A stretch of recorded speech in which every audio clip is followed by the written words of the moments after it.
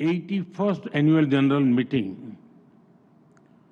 और world air transport summit में मैं आप सब अतिथियों का भारत में स्वागत करता हूं, आपका अभिनंदन करता हूं। ये कार्यक्रम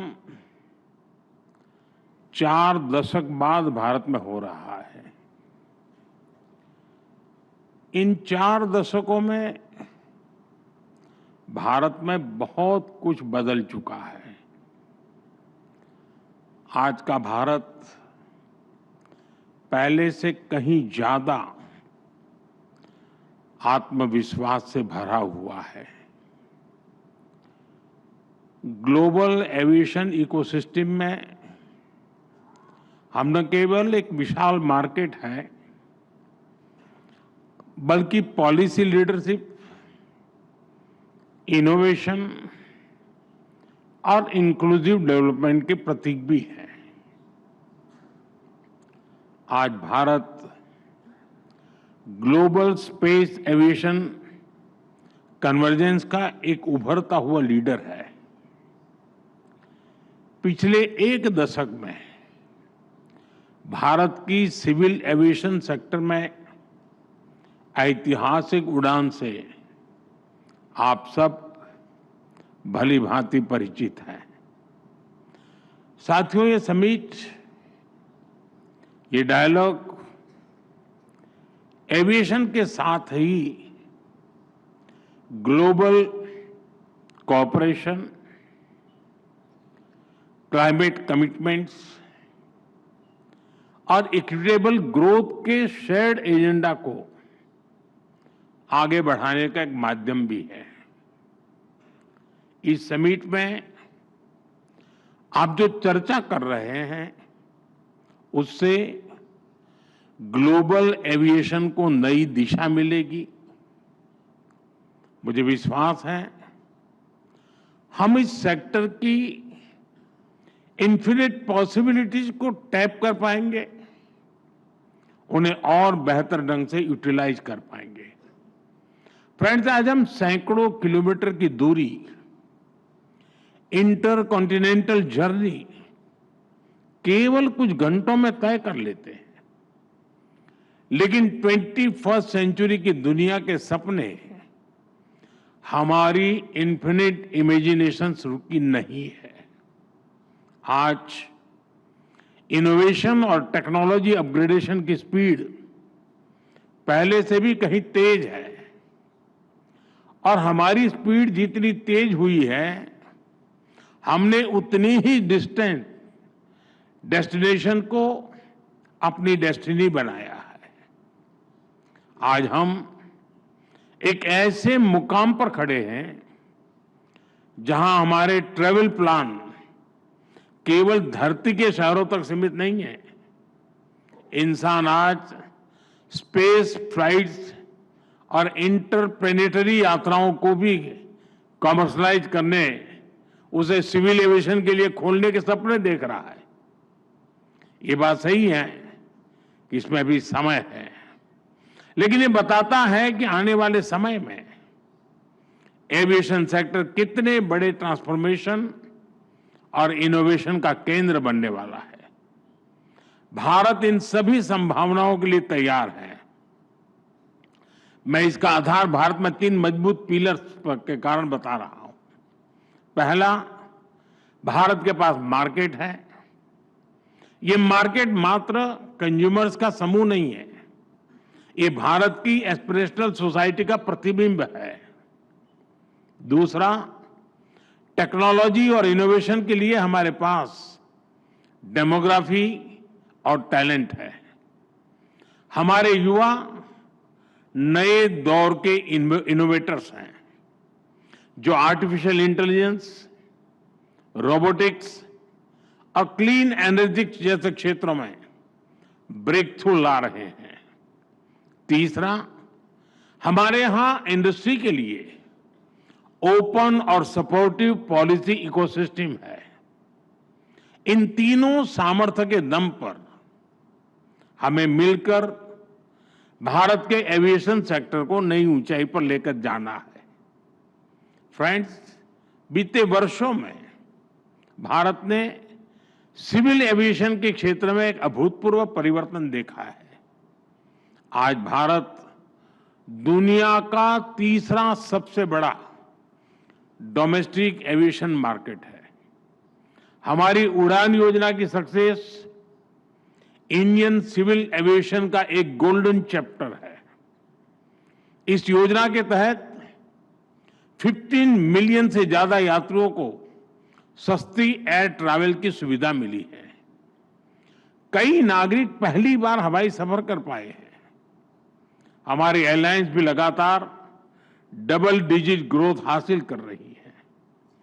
भारत और विदेशी एयरलाइंस को मिलाकर हर साल करीब 24 करोड़ यात्री 240 मिलियन पैसेंजर्स हमारे यहां उड़ान भरते हैं। यानी दुनिया के ज्यादातर देशों की टोटल पॉपुलेशन से भी कहीं ज्यादा।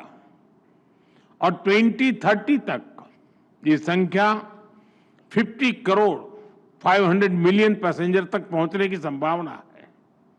आज भारत में 3.5 मिलियन मैट्रिक टन सामान एयर कार्गो से ट्रांसपोर्ट होता है। इस डेकेड के अंत तक ये भी बढ़कर 10 मिलियन मैट्रिक टन तक पहुंचने वाला है।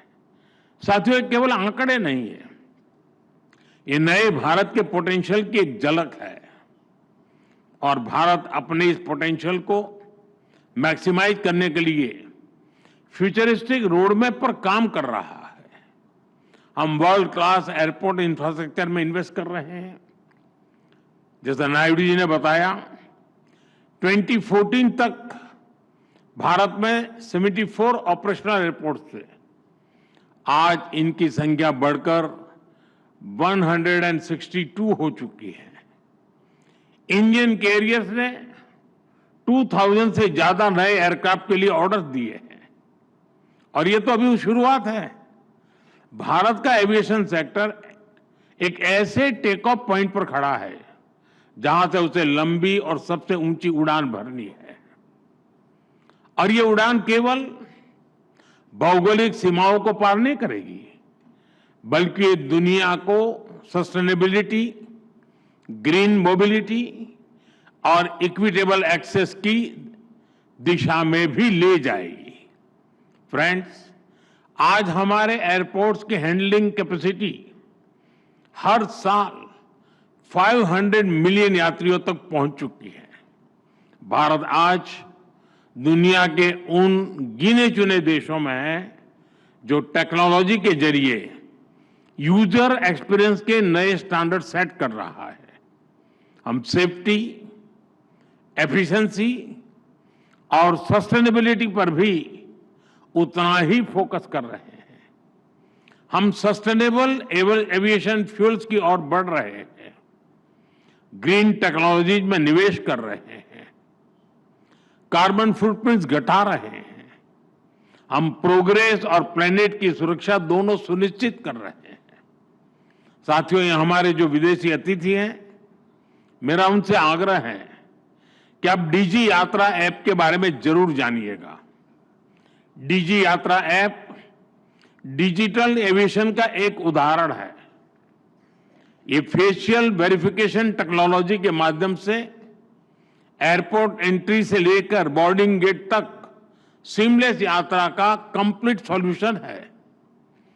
कहीं कोई पेपर, डॉक्यूमेंट्स, आईडी दिखाने की जरूरत नहीं। मैं समझता हूं भारत के ये इनोवेशंस इतनी बड़ी पॉपुलेशन को बेहतर सर्विसेज देने के एक एक्सपीरियंस से ये कई देशों के काम आ सकता है। यह सिक्योर और स्मार्ट सॉल्यूशन का एक ऐसा मॉडल है जो ग्लोबल साउथ के लिए भी प्रेरणा बन सकता है।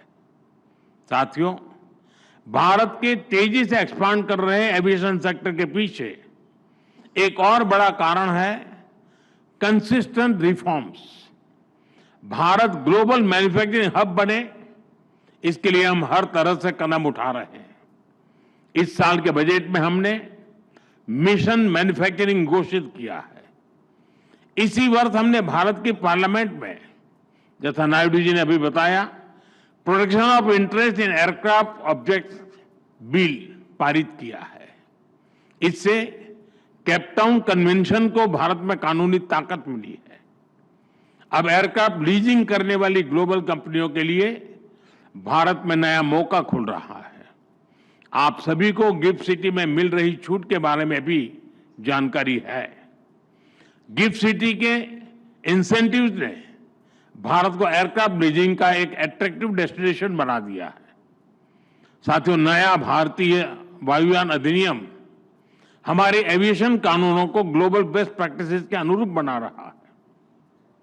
यानी भारत में एविएशन सेक्टर के कानून सहज है, नियमों में सहूलियत है और टैक्स स्ट्रक्चर सरल है। इसलिए दुनिया की बड़ी एविएशन कंपनियों के लिए भी भारत में निवेश के लिए एक बेहतरीन अवसर है। फ्रेंड्स, एविएशन सेक्टर में ग्रोथ का मतलब है नई उड़ान, नए रोजगार और नई संभावनाएं। एविएशन सेक्टर में pilots, crew, engineers, ground staff सभी के लिए नए मौके बने हैं। एक और नया सनराइज सेक्टर उभर रहा है, एमआरओ यानी मेंटेनेंस, रिपेयर और ओवरहॉल। हमारी नई एमआरओ पॉलिसी से भारत को एयरक्राफ्ट मेंटेनेंस का ग्लोबल हब बना के इस दिशा में तेजी आई है। 2014 में भारत में 96 एमआरओ फैसिलिटीज थी। आज इनकी संख्या 154 हो चुकी है। 100% FDI under automatic rule, GST में कटौती, टैक्स रेशनलाइजेशन, ऐसे कदमों ने एमआरओ सेक्टर को नई ऊर्जा दी है। अब हमारा लक्ष्य है 2030 तक भारत को $4 बिलियन का एमआरओ हब बनाना। साथियों, हम चाहते हैं कि दुनिया भारत को सिर्फ एक एविएशन मार्केट नहीं बल्कि एक वैल्यू चेन लीडर के रूप में भी देखें। डिजाइन से लेकर डिलीवरी तक Bharat global aviation supply chain का इंटीग्रल हिस्सा बन रहा है।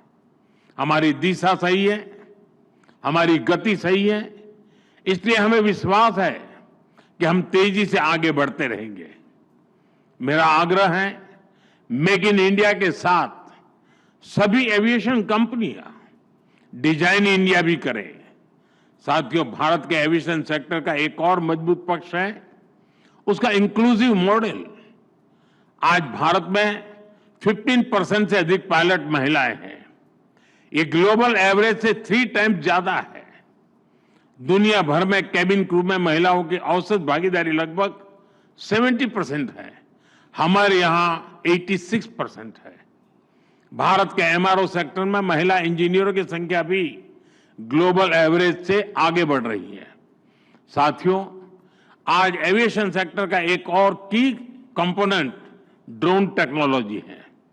भारत ड्रोन टेक्नोलॉजी को टेक्नोलॉजिकल एडवांसमेंट के लिए इस्तेमाल कर रहा है। साथ ही हमने इसे फाइनेंशियल और सोशल इंक्लूजन का एक टूल बनाया है। ड्रोन के जरिए हम महिलाओं के सेल्फ हेल्प ग्रुप्स को एम्पावर कर रहे हैं। इससे खेती में, डिलीवरी में, सर्विसेज में महिलाओं की भागीदारी बढ़ी है।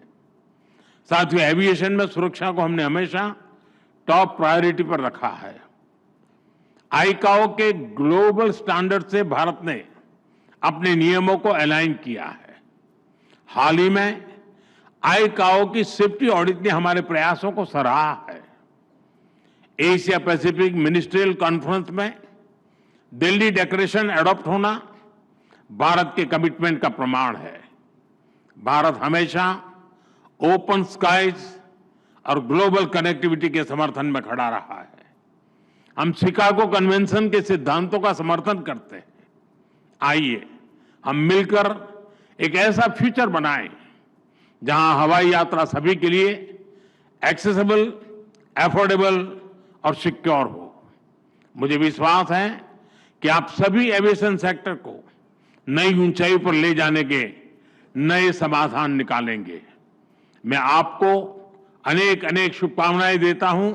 बहुत बहुत धन्यवाद। तो प्रधानमंत्री नरेंद्र मोदी संबोधित कर रहे थे और उन्होंने कहा कि एविएशन सेक्टर में भारत बहुत तेजी से ग्रोथ कर रहा है और अब यहाँ 2/3 जो महिला पायलट है एविएशन सेक्टर में महिलाओं को सशक्त किया जा रहा है और एमआरओ को लेकर क्रू महिलाओं की संख्या बहुत अधिक है। प्रधानमंत्री मोदी ने कहा कि हमारे यहाँ 2/3 महिला पायलट हैं और एविएशन सेक्टर में महिलाओं को और सशक्त किया जा रहा है और साथ साथ उन्होंने कहा कि एविएशन के सेक्टर में भारत बहुत तेजी से उभरता हुआ है और ऐसे में आपसी कोऑर्डिनेशन के जरिए इस क्षेत्र को और आगे बढ़ाया जा सकता है। नई संभावनाओं पर भी प्रधानमंत्री मोदी ने बात की, कहा कि इस सेक्टर में नई संभावनाएं हैं और साथ साथ उन्होंने कहा कि भारत में बहुत तेज़ी से एविएशन सेक्टर आगे बढ़ रहा है और एफडीआई निवेश भी यहाँ बहुत तेज़ी से बढ़ा है। तो 21वें इस बैठक को प्रधानमंत्री नरेंद्र मोदी ने संबोधित किया और जिसमें तमाम बड़ी एविएशन सेक्टर से जुड़ी हस्तियाँ मौजूद थीं।